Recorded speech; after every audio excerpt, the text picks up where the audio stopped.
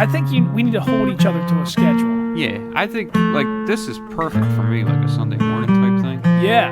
But obviously, I know your job doesn't really allow all the time for that, so... Let's see what we figure out. Or I could, whatever. We'll figure it out. Sure. I think when like, you really want to do it, you do it. Yeah, Even if we just said we're going to do this once a month. Yeah. I think we should be able to commit to that once a month. I think so. If we just said every third Sunday, this is what we're going to do. And that's what we would do. I like it. Third Sunday? Whatever. I'm just saying that because this is the third Sunday of this month. That's the only reason I'm saying that. I think that's good. Yeah. Yeah. I think you just made a schedule. Yeah. You're the boss, man. Every third Sunday. That could be I don't know.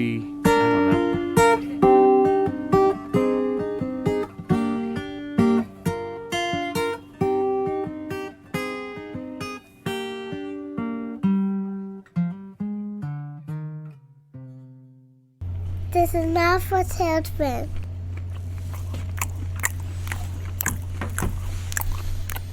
I'm not going to cough this morning. No coughing, you're just going to chew. I'm just going to chew my bagel.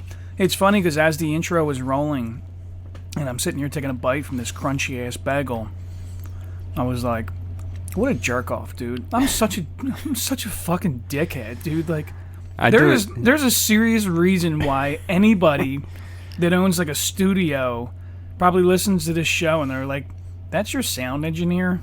Fucking sitting here smacking his lips. I get coughing. comments about, like, the production value of the show being so good. Really? Yeah, a lot of people are like, it sounds so good. Dude, that makes my little pee-pee hard. Well, no, because like, I listen to a lot of podcasts and I hear like a lot of these people and they do their own thing or whatever, and some of them really do sound like shit. So like, when people say like, what do you like I always say, like, you got a lot of like the groundwork already like figured out here. Like, there's not a whole lot to aspire to other than just creating good content if we can.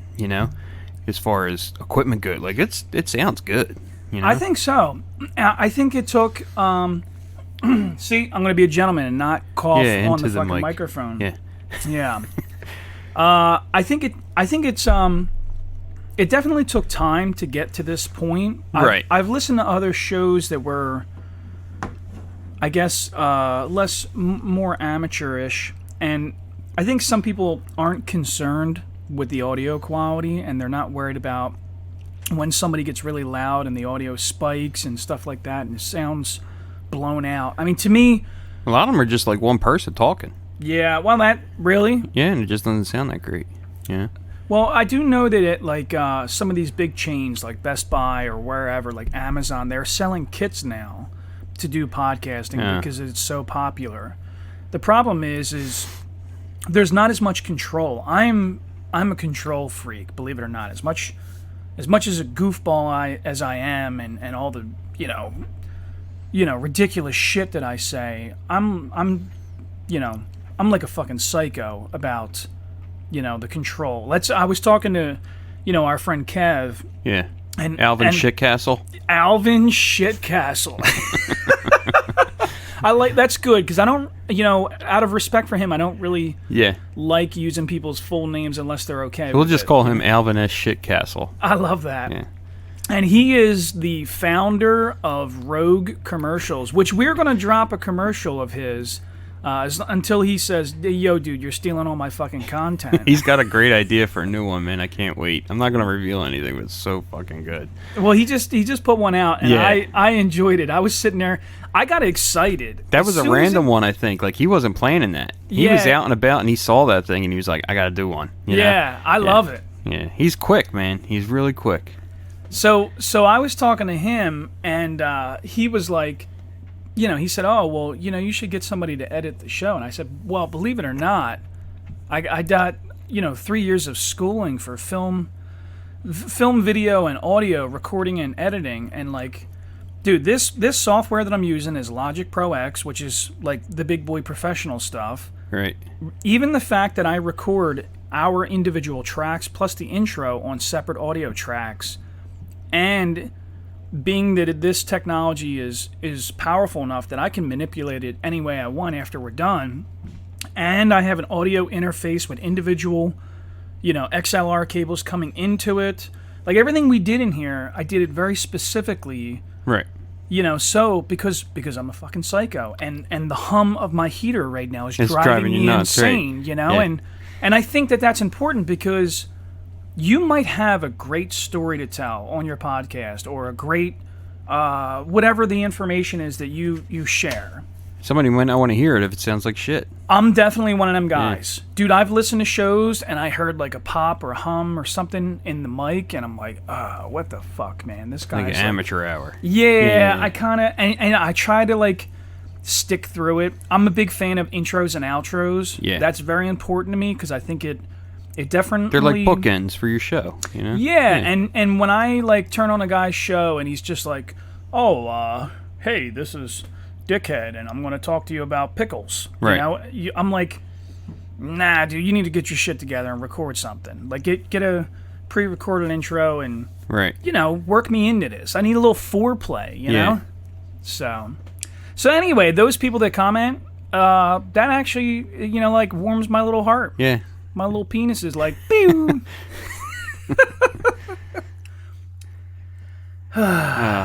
Coffee, man. How's your coffee? It's good, man. I like your coffee. Yeah? I purposely didn't go out and get any coffee because I was like, Chris is going to make coffee. I will always make you coffee, I'll let that man. motherfucker make my coffee today. Yeah, I had a hard time getting up today, man. I was like I said, I was waking up in sections. It was crazy. Yeah? Yeah. I don't know. Did you have the window open, man? It's Dude, great... it's fucking cold. Oh, this is a bundle up day, Yeah, man. I'd like turn the heat down because I like it to be a little brisk, when I'm sleeping or whatever.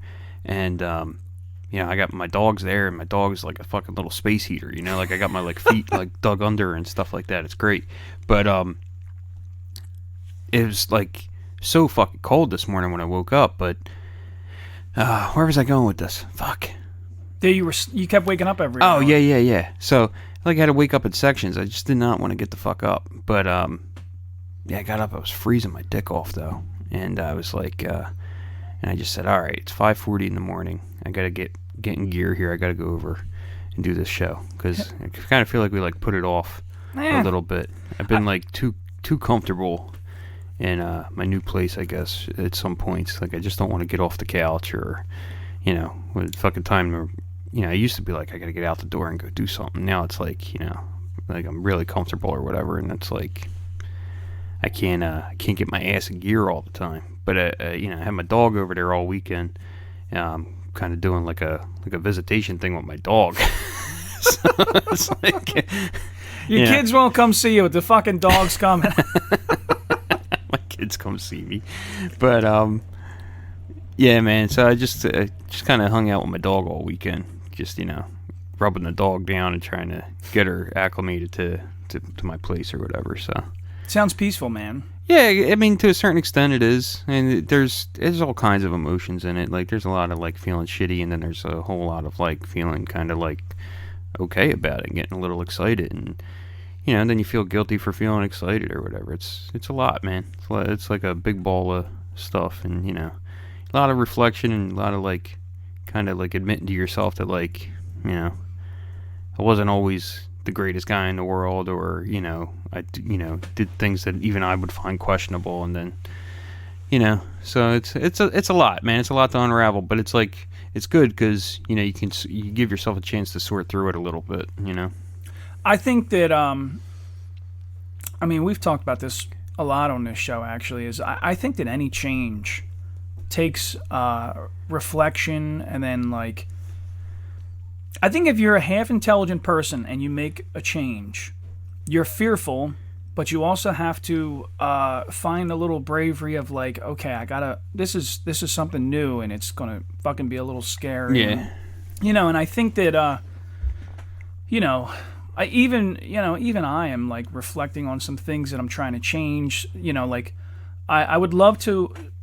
For me personally, my goal is to go self-employed. Like, I'm so great at telling my wife or my friends, family members. I'm great at pushing other people to make big changes because I've done things in the past that I guess, right. Are pretty monumental. But But that was also a long time ago, and time goes by, and you get real complacent and comfortable, and you're like, okay, I don't need to make no more changes. Well, you always got to make some kind of change. Yeah, and I think that's life, man. You got to challenge yourself in some way. Yeah. So like, I mean, even my job now, like, I'll say this, and like, I love my job. I sincerely do. I really do believe that I have like the fucking greatest job.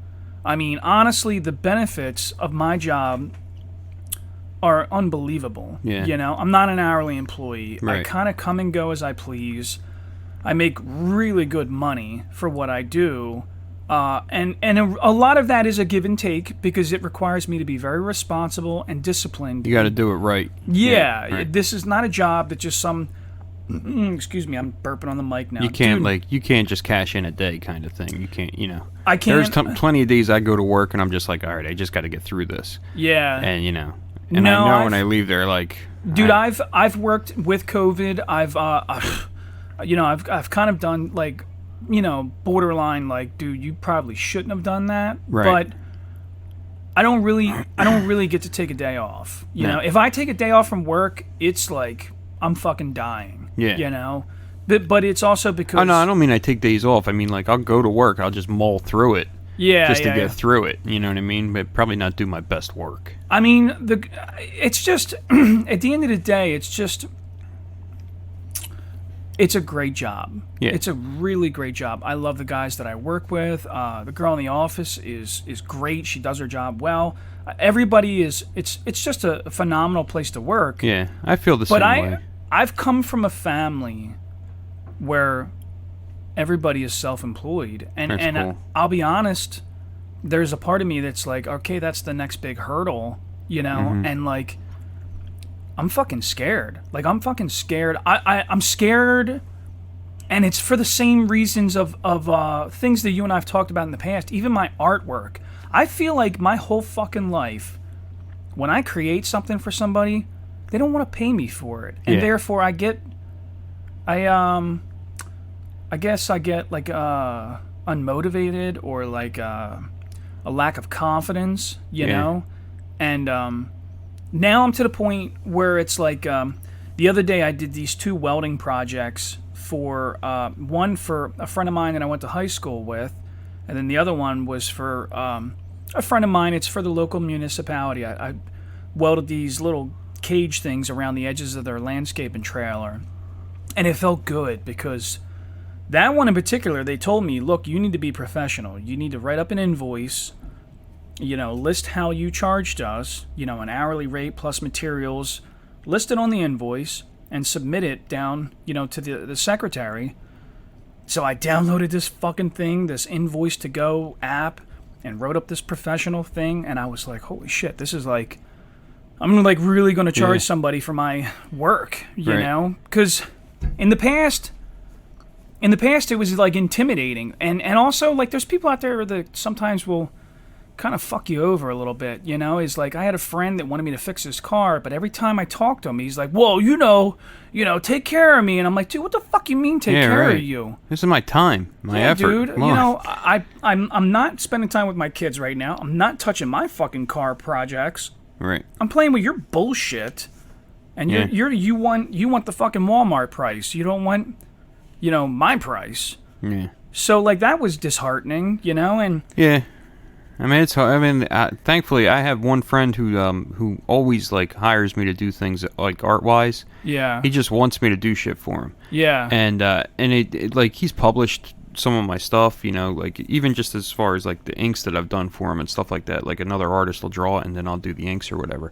But like it gets my name. It like creates like a little bit of a bibliography for me. Yeah. Which I'm appreciative of. Like that in of itself is motivation enough. But he pays me really well for everything, and he's a good friend. Like he's a close friend, and every time he asks me to do something, it's just like, here you go, and I'm like, that's more than I was expecting, but so it's cool. I never ask for a discount, especially for my family or friends. Yeah, I in fact insist. Yeah, you almost want to go a little bit above and beyond for a friend, or just to kind of encourage them. I do, yeah. But that's because in my mentality is you still have fucking bills. Right. You still have things that you need to... There's overhead for your business. Right. I think there's nothing more insulting is when you ask somebody, "Oh, listen, I know that we're boys, we're friends. Right. Why don't you like cut me a huge break?" I think. Why don't you just wait until I'm done and see if I cut you a huge break or dude, something? That's fucking slimy. You're Yeah, it not is. really my friend if you ask that. You know, and it's funny because I've noticed that I have a lot of blue collar friends and family, and some of them are a little gun shy to do work for me because I think that they're used to a stranger just telling a stranger this is what the price is, and they're used to family and friends like hemming and hawing about the price. And to me, that's fucking sad. Yeah. It's sad that you have to justify that this is my livelihood. This is how I make my fucking money. I think I'm worth this much. It should just be understood. Why would you pay a fucking stranger? Like, More. mechanics-wise, I have a friend who's a mechanic. I would just say to him sometimes, dude, I don't give a fuck what your price is. I need it done. I don't have time to do it. Just fucking do it, and I'll pay you. Don't make this fucking weird. Yeah. This is business right now. Our friendship is on hold until this is done. And I won't be upset. I'm not going to be upset. But just fucking do the job. Yeah. You know? Yep. And don't give me a discount. I don't want a fucking discount. I just want it done right. And I'm asking you because I know you're good at this. Yeah. You know? Yeah, you get a lot of that, like, oh, I'll get around to it type shit. With yeah, and I love them, and I respect. You know, like I know some guys are just like, dude, you know, they feel guilty in our society. Like some people feel guilty that they're not like helping you or giving you a discount. You don't have to feel guilty. I find it hard, like as far as like when people commission me for like artwork and stuff, to kind of like get right on it, because like if I don't have it in me to do it right then and there, yeah, it's not going to look good. You know what I mean? Like it's not going to be like, I have to be like, yeah, okay, and like, yeah, money's a great motivator, but you know, like as far as being able to kind of zone in on something, and know that I'm going to like, you know, if somebody wants me to draw like a character or some shit like that, like I got to be ready to draw everything that goes on with that character down to their fucking hair texture and all that shit. But if I don't feel it, then I just, you know, I kind of like, all right, I'm not going to do that today because you're not going to get the best quality work out of me until I'm like ready to really do this. I sincerely believe in the left brain, right brain, you know, I don't think it's a theory. I think they really do say that, like, left brain is logical, right brain is creative. Yeah. And I do believe that, especially for creating, even like even believe it or not, even the cars and stuff that I build and that's art. Yeah. The decisions that I make, you know, of like where to put things, how I'm going to lay things out, how I'm going to do this, is the same way. If I'm not focused, I'm not fucking touching this thing today. Right. You know, I'll go over there and I have like this shitty little couch chair thing from the 70s that I fucking sit in, and I'll sit there and play on my phone and like just stare at the car and like listen to music because I'm like, dude, today's not the day. It's not happening today. Sucks. You know? I kind of wish like I was like more like you know, we talk about Alvin Shitcastle. Yeah. You know, he has like this crazy fucking schedule. Like his job is like brutal schedule. I talked to him a lot, and he was telling me but when he has time off, like once that crazy schedule ends, he like dives into everything he's interested in. Like he just dives into it. He goes hiking with the kid and he's foraging for shit and like he's real into that stuff, and then fucking, you know, he's writing a book about plants. He's fucking, you know, doing those little road commercial things. He's recording songs. Like he just dives into it. Like that's his, like he's compelled to do those things. Like he draws enjoyment from it, you know? I think that we all, I mean, I don't know about you. I do. I know for me. But I got to be in a mood. Well, I think it's different when somebody's commissioning you for artwork. First of all, you and I agree. I think the moment you add money to an art project, it becomes a job. I don't want to do it. Yeah. You know? There's I don't like a certain thing. It's like, I don't really want to do this for you. But guy, I had a buddy who wanted me to work on his Corvette, and dude, I dragged my fucking feet because I was just like, I don't want to touch this. If it was my car, I would be like dreaming about it. I like when I'm here talking to kid or playing with the kids. There's also room for you to fuck up when it's yours. You know, maybe that's true. I think that's part of it too. It's like, I know if I want to draw something I want to draw, I can throw that piece of paper away over and over and over again until I get it right. Yeah. Whereas if I got to draw something for somebody or do some kind of commission work or something, if I show you something and you don't like it, like if I pour my balls into this thing and I hand it to you and you go, I don't really, this part of it here I don't like. Can you change that? Look, motherfucker, it's done. Yeah. Can I change it? The ink's already on the fucking paper. Yeah. I can't change it. I got to do it over. Yeah. You know what I mean? So that's just like, that to me is so daunting. To bring somebody else's imagination to life. Yeah. For them is really fucking aggravating and stressful. I often wonder, like, we've talked in the past about some of the tattoo artists that you and I grew up with, and I often wonder, do them guys? I would hate to be a tattoo artist. I think that they go home and they don't want to do anything. I think that's why a lot of tattoo artists are kind of dicks. Yeah. Yeah, like you ever walk into a tattoo place or whatever, and you want to tell a guy what you want or whatever, and they're kind of like standoffish, and they're like, yeah, they're going to make a shit ton of money, but like, yeah, that's a long, tedious fucking process. And if you're not into it, you're not into it. So usually when I get a tattoo and I find a guy that wants to do it, I ask him right out, like, do you want to do this? Yeah. Is this something you'd be interested in? And then, like, we kind of almost will collaborate on it, and I'll send you references, and you pick the one you want to do. And where do you want to put it? Like, I give them a lot of freedom when they're, like, if I say, oh, well, I want this on my arm, and they go, well, it'd probably be better if it was on your leg. Fine, let's put it on my fucking leg then, you know what I mean? But, like, I don't want somebody putting something on me they don't feel like doing. Yeah. You know what I mean? Like, you got to feel like doing it. Like, one guy I went to for years, and he did all of my black and gray stuff. He did the portraits of my kids. He did the portrait of my dog. He was like my guy. But now he's into like this whole solid black thing. That's all he does. He just does solid black tattoos. Like he just blacks out people's bodies for them. Really? It's fucking wild. I mean, and some of it looks really cool. Some of it is like, that's bizarre to me. But like in his mind, he loves it. Like there's a lot of people walking around with a lot of trash on their body. Yeah. So like he's like, I think the fucking solid black looks better than some of that trash that people are walking around with. Yeah, I mean? I'm not a fan of it, but I also know that like sometimes there's a way to be creative with it. I use negative space and stuff. Yeah, I think that there's definitely some times where we're in a culture right now where people are getting tattoos at young ages and then later on regretting it. Yeah. I have one on my shoulder that I drew when I was in fucking high school. Well, I drew it in basic training for this dude that was from Sun Village, and I knew him through association, but we were both in the same platoon in basic training. And he was like, yeah, I want a son, we're the Sun Boys, rah, rah, whatever. And I'm like, all right, well, I'm from Eddystone, so I get it. I know what you're talking about. I'll draw this up for you.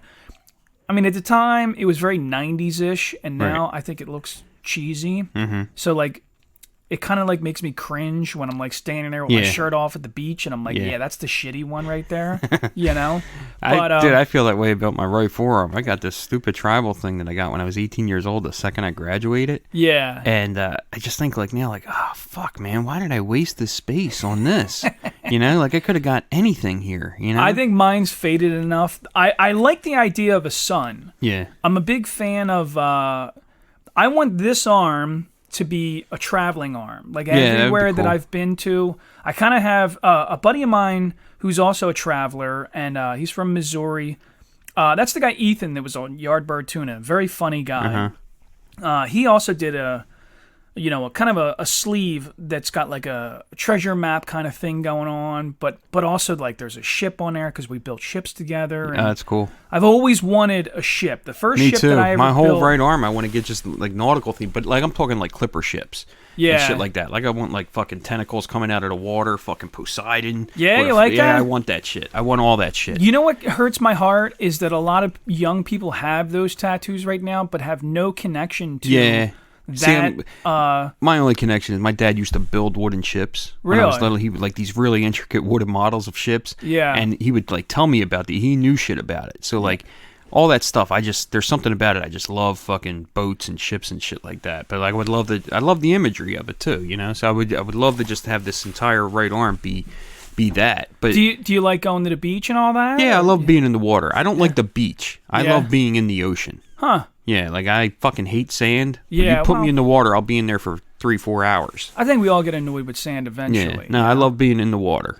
That's I can get lost in there and just not come out. So I'll tell you what, let's stay on topic with the tattoos. This could be our tattoo episode, Yeah, you know? I got all kinds of stupid plans for my tattoos, like. Really? But I mean, I get them so infrequently. Yeah. So it's like I kind of build up to them, and Yeah, then me like too. when I really want to, like I'm like, okay, I got the money, I could spend it, kind of thing. Or like not that I don't have the money to spend on it. It's just I spend money on a lot of other shit that I probably shouldn't sometimes. But when I really get the itch to get one, like I never regret the ones that I get. Yeah. You know. You don't have any that you regret? Just the one on my right forearm when I Really? got when I was really young.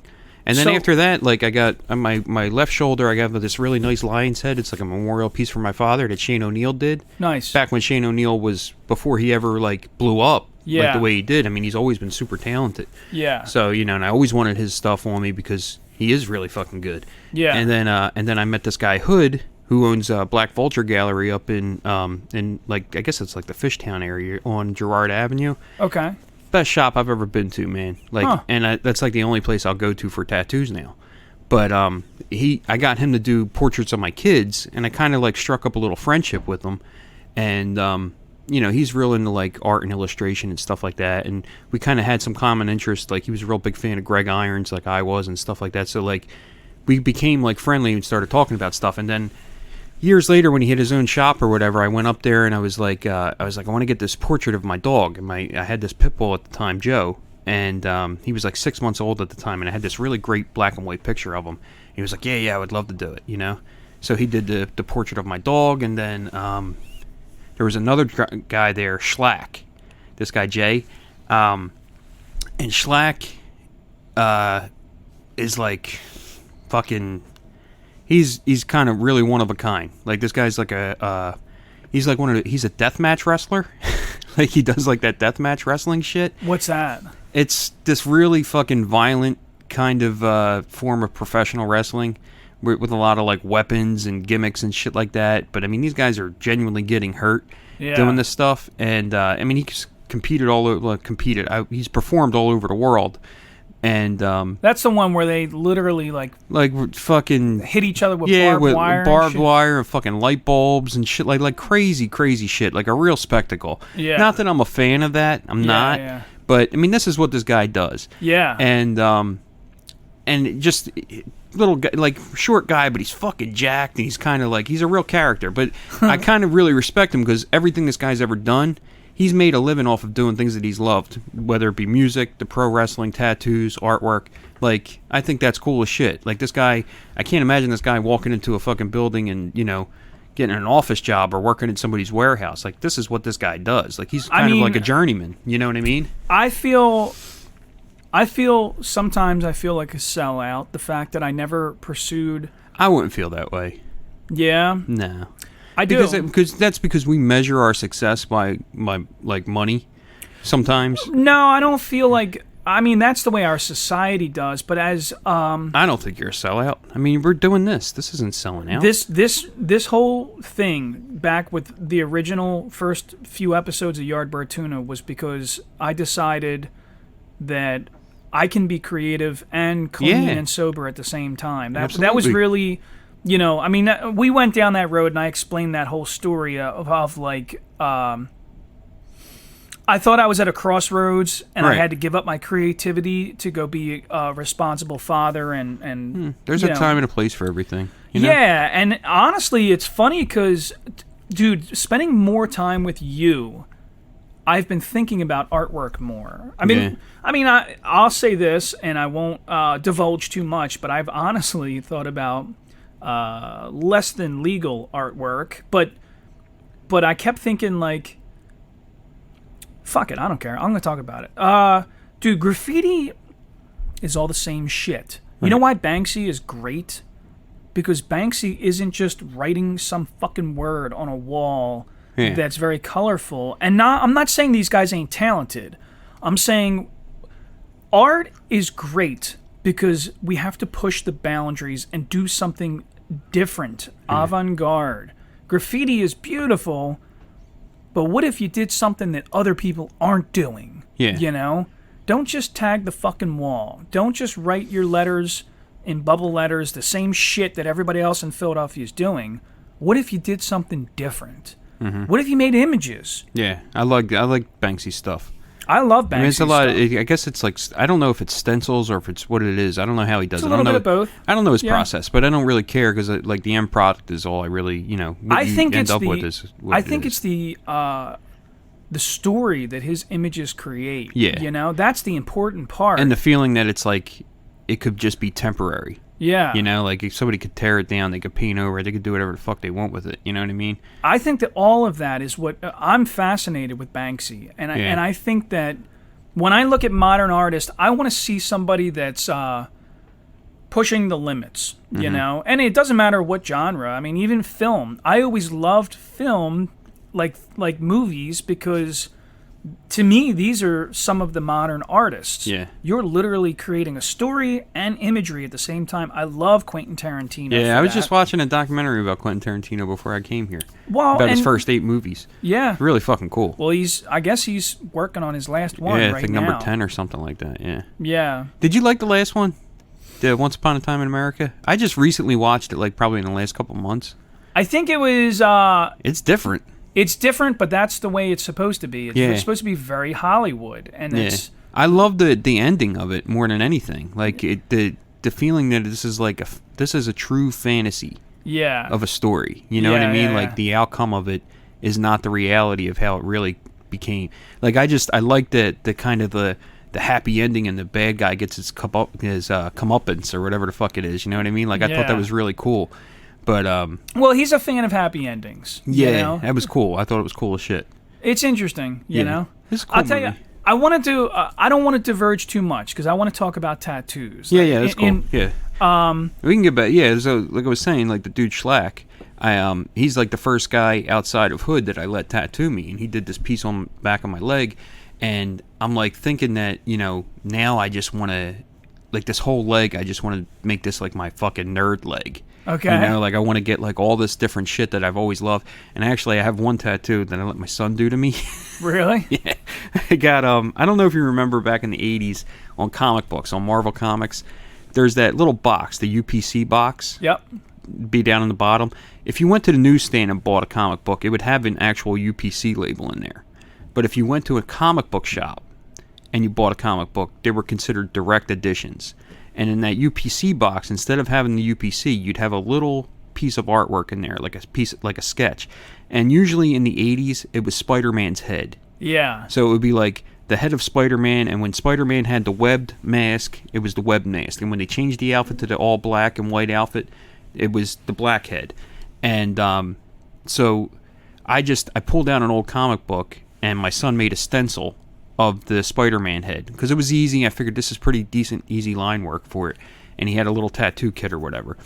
And I figured I'll let him do it, So right on my ankle, I have the direct edition box of Spider-Man. And he was like, "Why would you get this?" And I said, "Well, because I'm a direct edition motherfucker. Like, Yeah. like this is my way of like, it's a little intimate thing for me." And I said, "It's something simple that you could do." And I made him put his little initials on there, like a little VL. And it's sentimental to me. Like, to me, it's one of my favorite tattoos. It's not my best tattoo, Yeah. but it's sentimental to me. And like, I'm glad that it. So now I want to kind of build around that. I want to put things around it. I want to get like I'm a huge G.I. Joe nut. I want to get the Arashikage symbol, the fucking bars that Snake Eyes has on his thing, and Storm Shadow has the tattoo of it. I want to get that like right next to it, and then kind of build around it. And then I want to get like Hellboy on there, like all my favorite shit. You know what I Yeah. mean? Like, so I kind of want to build up that leg to just be that stuff, like just carefree. I'm a fucking nerd. I don't give a fuck what you think, kind of shit. I'm not trying to impress you. This is for me. So. I think that's why modern people, at least, I don't know. I mean, not everybody. Some people think it's just a cool thing to do. Right. Without giving a whole lot of thought to it. I judge harshly when I see that. You know, I'll admit that when you go get a fucking face tattoo of some stupid shit, and it clearly looks like it's just like a dumbass word or like Right. something fucking stupid, I judge harshly, But I also know the process of being a 20-year-old fucking moron where you think Yeah. that this is a great idea right now, Yeah. But To me, like, my tattoos nowadays are definitely a story. You know, there's Right. definitely a process of like understanding who I am. You know, my first one was the sun on my shoulder, which was, you know, fucking. That's a crazy story in itself, dude. We were in Virginia. Where were we? We were in Virginia, right outside of. I was stationed at Fort Lee because we were in AIT. AIT is the school where they teach you how to do the job you're going to do in the military, Right. or in the army anyway. So me and some friends decide we're going to go to a local tattoo shop. I'm going to get a tattoo. I was like, fuck it, I'll get this sun on my shoulder, you know, because especially back then when like Sublime and all these people, you know, it was either that or around my belly button, but you know, I didn't Right. put dicks in my mouth, so I wasn't Yeah, really yeah. into that. And I'm not judging you. I'm just saying that was typically the kind of guys that got a sun around their belly button, you know, or a chick. Either way, they both put penises in their mouth. But, dude, we walk in, and one of my buddies is with me, and he's a black dude. And this fucking nasty-looking biker dude with, like, swastikas and shit on Yeah. him Right. is the owner of the shop, a.k.a. the fucking tattoo guy. Mm-hmm. And I'm like, I don't know. Maybe we'll go somewhere else. And the dude was like, oh, yeah, come on in. You guys soldiers? And he was like, nicest fucking, you know, sweetest guy in the world. But I'm like, dude, what the fuck is happening right now? Even my buddy. It's almost like a juxtaposition of like, what the fuck? Now- like, how is this coexisting in the same world kind of thing? Well, I mean, it's you know, this was 2000, 99 or 2000. No, August. Yeah, it was right on. It must have been in spring of 2000. I'm trying to think how that math works out. I don't know. Doesn't matter. Anyway, we went in there though, and like even my dude fucking hung out with us and like sat in there. The biker didn't say nothing crazy. I don't know, man. It was just like a weird thing. And I think the tattoo kind of came out shitty myself. Right. I don't think he really fucking cared that much. There was these two girls that were with us that were Lithuanian. They were foreigners, but they joined the U.S. military, so they were soldiers with us, and they were fucking, dude. Honestly, I was like in love with one of them. Yeah. I was like, oh my god, I'll fucking pay for your tattoo. I'll do anything. Let me just hold your titty while we're doing this. Like, but that's how I got the first one, and then I didn't really get any more tattoos until much later after I left the military, and then I think the second ones were these shamrocks on my elbows, which I like them because they mean something to me, Right. but I didn't know at the time that the Aryan Brotherhood uses shamrocks as symbols. I didn't know that. Yeah, apparently it's a big deal in prisons, Ah. and like this is a pretty common tattoo for like a white supremacist. Yeah. So like I really kind of regret it now because like I've had people say weird shit to me, and Right. I'm like, That's not why I no got it. fucking Yeah. way, buddy. I'm Right. just a dipshit Irish kid, you know? Yeah. And that's a big regret, you know? I like the tattoos personally, like visually. You just don't want to explain them away. Yeah, I kind of get tired of Yeah. like the misconception of like what you think they mean. That's Right. not, you know, so like even lately I've thought about how could I, Do something with them to kind of to make them, camouflage them a little bit, maybe. yeah, Yeah. or make them seem like a little less harmful, you know, like I never thought anything of him. I just honestly, I never knew that, so I just figured he's Irish. That's why he has shamrock. I mean, we live in the Northeast where I was going to get meatballs on my elbows. really, Yeah. Yeah. But then I found out, you know, in prison, yeah. getting meatballs on your elbows means that you're Peter Puffer. Really? No. You got balls on your elbows? Yeah. Hey! Boy, you got balls on your elbow. Come over here. Put them balls on my chin. But that's like I guess that's like a real thing. And it's funny because like I don't know, man, sometimes now that I'm older, I guess I kind of regret all of my tattoos. I get that. I hate love- explaining tattoos. Yeah, well, the one on my back, my whole back is a mural of it's the Soldiers Memorial. Yeah, I It's saw. the- That's really cool. With the it's like the rifle in the boot. Yep. Yeah, it's great. Rifle with the helmet on it, the dog That's pretty tags, self-explanatory, though. Dude, let me tell you some horror stories And about it's that. colorful. It's really good. Well, now that it's finished, it's very obvious what Yeah. it is. But when this took me 10 years to finish. I bet.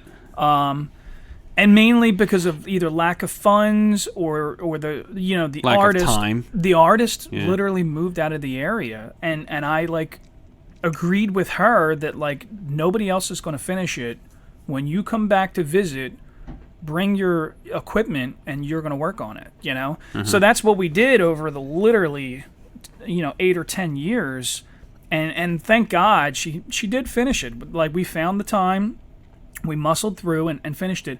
But in the process, originally, there was just the rifle, the silhouette of the rifle with the helmet, and like a little bit of the rifle like stuck into the ground. Right. And dude, because I'm a ball buster, everybody thinks that it's necessary to bust my balls randomly all the fucking time. Yeah. And it's like, I often wonder if other comedians go through that, like if like real professional, like big boy comedians, like I wonder if like fucking Bill Burr or Kevin Hart, do people walk up and just start talking shit? Because Probably, yeah. You think so? Probably. It's kind of tough because sometimes I'm like, dude. I think they think you're that character all the time or something. My family and friends definitely think that. Yeah. They think that like, dude, this guy is always busting balls, so it must be that's just the way we talk to him. And Right. like, sometimes I'm like, dude. I'm not always like that. No, Right, man, I don't always want to fuck around. No. So Matter of fact, more often than not, I don't. yeah, and Right. that's it's a fucking act. I'm doing this as an act. It's not. It's like your gimmick. Yeah, man, it's not Right. my life. I don't fucking. Right. Anyway, so to bring it back to this tattoo is, I've had guys walk up to me and say, "Yo, dude, what's with the big black dick on your back?" And I'm like, it kind of hurts my soul when people used to say that, because not because of a black man's penis, but because like, It's kind of, dude, this is a this is representation. a very reverent kind of tattoo that means something to me. Yeah, this is not Yeah. the joke. Right. Like this is a pretty serious subject of why I got this tattoo. Right.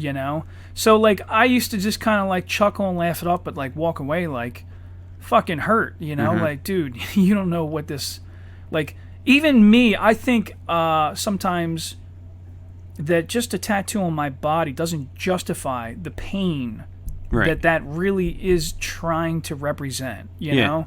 And anyway, now that it's finished. Sometimes you just don't. I get annoyed explaining mine. Like, Yeah. I have this one tattoo on my leg. It's the concept art for the Joker from the Dark Knight movie, Okay. which I saw the Dark Knight 8 times in the theaters. Really? I've probably seen it 30 times sitting at my house. Like, I love it. you know? Yeah. But I wasn't going to go out and get like Heath Ledger Yeah. on my leg. I wasn't going to do that. A lot of people did. Right, I understand that. But like for me, being a guy who draws and I'm into art and stuff like that, I like the concept art sometimes more than I like the finished product. Okay. So I went out and I found the concept art for the character. And I got that tattooed to my leg, like a portrait of the character. Like, this is what they based that design on, was that. And Yeah. it looks very far from the finished product. Huh. Because it's concept art. So, like, when you look at it, I get people all the time, what is that, Mike Myers? What do you got? You got fucking Jason on your leg? And, like, dudes that don't know shit about tattoos to begin with. Dudes Yeah. that don't know shit about my interest outside of, what they think I'm like or whatever. Like, I got this because I like fucking artwork, dude. Yeah. I didn't get this because I love any particular character.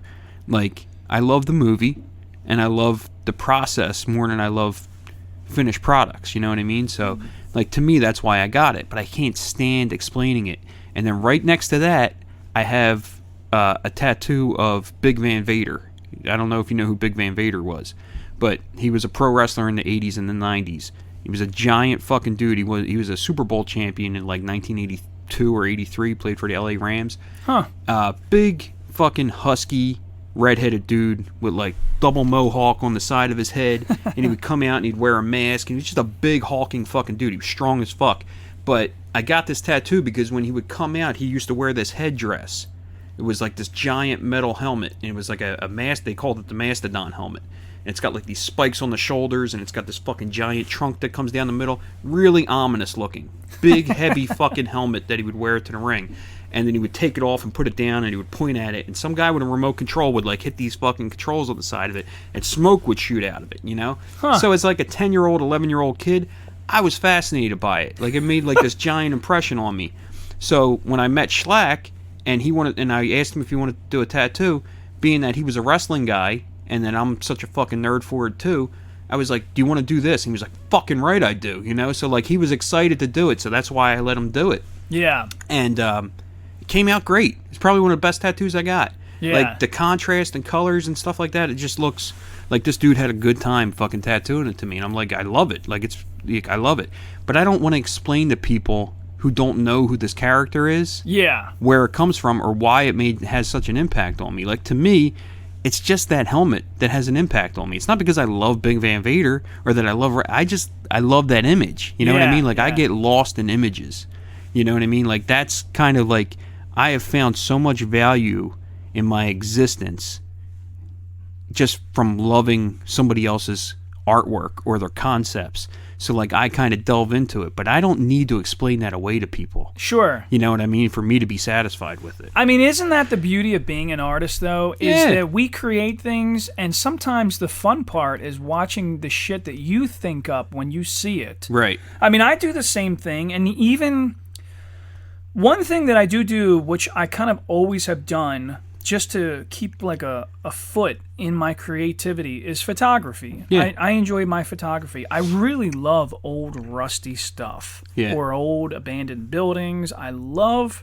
The I think- atmosphere and the ambiance of it, yeah. I think it's the fact that this was once like, it's like life. It This was once new and vibrant, and now it's not. I used to wander around in Chester. Literally, this is like, some people think I'm fucking nuts, but I could show you the photos. I used to walk around and go into the abandoned buildings in Chester, and I often like would try to explain to people that, like, dude, when you really look at the crown moldings in some of these houses, or the white marble fucking steps out front, do you realize that this was like, somebody really loved this home? Somebody took a lot of time to make this. You know, this was beautiful. And it has nothing to do with the color of the people living in that neighborhood. It has nothing to do with, Right. you know, it's just Time has had its way with it. time has taken its course. And, like, now there might be addicts living in there that, like, it, you know, like, it sounds harsh to say this, but They're just there out of necessity. it's like slow decay. Right. You know, it's like, I mean, honestly, there are times where I have found the remains of a dead animal in the woods, and I've looked at it and thought, like, this is a part of life. Yeah. There is some form of beauty in this. You know, seeing the bones of a decayed animal, sometimes you think to yourself, like, well, this is the revitalization of this particular habitat. The nutrition out of those bones and that meat a is cycle, going into the soil, and it's a whole process. Anyway, so I've done the photography thing for a while. I've taken some pictures recently. Actually, I was on an old crane, and it was neat because I'm standing in the back. There's like this little hallway, and then you could see the seat. The seat's all rickety. It's from the fucking 40s or 50s, and then you could see out the window and the lights coming in. It was a cool picture. I enjoyed it. And I guess I'm always doing the same thing as you, is I'm admiring other people's artwork, and I'm like, I think that's part of it. Like, just appreciation for something. Like, that's, you know, do that just by looking at other people. You know what I mean? Like, as far as even like finding like women attractive. yeah. A lot of it is just appreciation for. Even that's art. You Yeah, know? because it's when like, you know, like, I could like the skinny, you know, sexy looking girl that everybody thinks is good looking, or I could like the very curvaceous, you know, girl who has like some very ethnic features or something. Like, there's an appreciation for everything. You know what I mean? Like, that's. Is that the artist in us, or I is think that it is. human? I think it is. I I think like there's times that, you know, you find something beautiful about everything. You know what I mean? I've even gotten comfortable enough with myself, and it's funny because I do it. Like, now, I don't give a fuck anymore. I don't care, and maybe it's because our society is teaching the rest of us individuals that it's okay to be comfortable with yourself. Yeah. So, like, I've even started like complimenting handsome men Yeah. Believe it or not, Right. I'll do it in a joking way, but like, there's one guy at this mechanic shop that dude, I'll bust his balls and I'll say like, dude, you are a charming looking motherfucker. Like you, and it's funny because he's like he's like a late 20s, you know, but he's a young Italian guy with like this fucking chin. He looks like he should belong on TV. And I tell him all the time, bro, you should really consider going into acting or modeling. I'm like, dude, listen, I'm not gay. I'm not hitting on you right now. But I want to suck your dick. I'm just saying that if I saw you on TV, I'd try to fuck you. That's all, you know? No. You know what really bothers me more than anything? The guys hit on you? No. I love that. But, no, like, what bothers me is, like, I've been, like, one of these guys who's always been very insecure about my looks. Sure. You know what I mean? Like, I always feel like, almost like, man, people must think I'm gross or some shit. Because, like, there's times that I look at myself and I go, Jesus Christ. Like, my genetics have really fucked me, you know? Well, but then you meet somebody who is totally blessed with their looks. Yeah. And they're so uncomfortable in their own skin. Yeah. You know what I mean? And it's like, fuck, man. Like, there's really no way to win here. Sometimes I see women that are just way too much fucking makeup, and like there's a whole show going on. Trying way too hard. How are you comfortable? Think, dude, why? Why are you doing that? You're actually like a really beautiful person, you know? Like, I agree. So it's funny because I grew up the same way. I think we actually talked about this, but like, dude, for me, getting clean, there was a lot of transition there. But one of the biggest transitions was learning to be very comfortable with who I am. Right. Which is maybe that's why I am so extroverted nowadays and like... You just don't give a fuck. That is the biggest thing that I had to learn is to stop giving a fuck. That's the best thing you can do. It's just, you know, I think that, especially like in terms of like being found attractive. Dude. I think people find that more attractive than anything else. That's the truth. Yeah. It's the confidence. It has nothing to do... Listen, I've met some fat, ugly bastards that were with fucking smoke shows. And it's all because they have like, great confidence. Dude, what the fuck happened here? And the chick is all like, oh, yeah, he's great. And you're thinking like... And it's funny. You know what's funny is even when you look at celebrities, look at, you know, to bring this to, like, dude, Biggie Smalls... The rapper, you know, he's a fucking stud. He used to make jokes about, I'm so ugly, I'm beautiful. That was literally I say that about Barry White all the time. Yeah. That motherfucker is so ugly that people think he's sexy. Dude. You know? I think that there is just... It's that confidence. Dude, Biggie Smalls could have fucked any chick in his day. I bet you Barry White could have too. Yeah, man. I bet you Barry White... And I think it's just the fact that you walk into a room like a fucking lion and you're just like, dude, I own this. This is mine. Yeah. And it's...